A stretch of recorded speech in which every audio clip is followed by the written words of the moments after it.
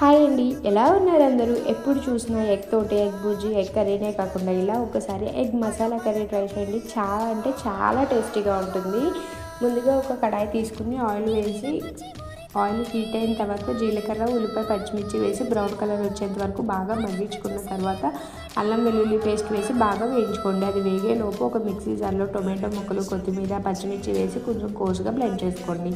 అల్లం వెల్లుల్లి పేస్ట్ వేగిన తర్వాత మనం రెడీ చేసుకున్న ప్యూరీ వేసి పచ్చిదనం పోయి ఆయిల్ సపరేట్ అయ్యేంత వరకు బాగా మగ్గించుకుని ఇందులో కొంచెం పసుపు, మీ రుచికి తగినంత ఉప్పు, కారం అన్నీ యాడ్ చేసుకుని ఒకసారి బాగా కలుపుకొని మరో 2 మినిట్స్ పాటు మగ్గించుకుని గ్రేవీ కన్సిస్టెన్సీ తగ్గట్టు వాటర్ అనేది యాడ్ చేసుకుని మనం ఉడికించి వేయించి పెట్టుకున్న గుడ్లను కూడా వేసుకుని మరో 10 మినిట్స్ పాటు మీడియం ఫ్లేమ్లో బాగా కుక్ చేసుకుని గ్రేవీ దగ్గర పడిన తర్వాత కొత్తిమీరతో గార్నిష్ చేసుకుని మన ఎగ్ మసాలా కర్రీ రెడీ. చాలా సింపుల్గా అయిపోతుంది. మీరు కూడా ఇలా ట్రై చేసి ఎలా వచ్చిందో కామెంట్స్లో చెప్పండి. అంతే video. Bye. Thank you for watching. Please like, share and subscribe.